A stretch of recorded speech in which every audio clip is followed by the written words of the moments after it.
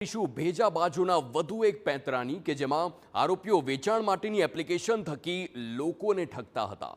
જો તમે તમારી જૂની વસ્તુઓ ઓનલાઈન પ્લેટફોર્મ પર વેચાણ માટે મૂકતા હોવ તો ચેતી જજો, કેમ કે ભેજા બાજુએ લોકોને ઠગવાનો નવો પેંતરો શોધી કાઢ્યો છે। માત્ર 7 ધોરણ પાસ આરોપી સામે અમદાવાદ, ભરૂચ, વડોદરા, ગાંધીનગર અને છોટાઉદેપુરમાં પોલીસ ફરિયાદ નોંધાઈ ચૂકી છે।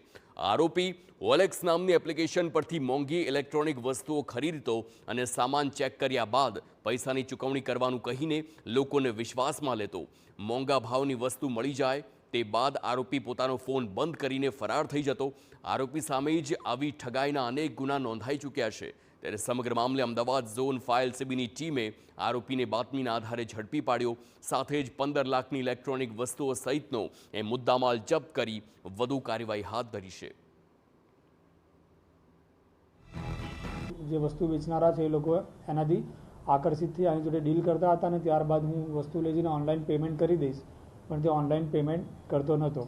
જેના આધારે એની વિરુદ્ધમાં અલગ અલગ 6 પોલીસ સ્ટેશનના જે ગુના છે એ ડિટેક્ટ થયેલા છે। આ આરોપીની વિરુદ્ધમાં અગાઉ પણ 2 પોલીસ સ્ટેશન દહેગામ અને અન્ય એક જગ્યાએ નસવાડી તરીકેમાં ગુનો દાખલ થયેલો છે અને આ આરોપી પાસેથી અલગ અલગ 15 લાખના ઇલેક્ટ્રોનિક ગેજેટ્સ રિકવર કરવામાં આવેલા છે।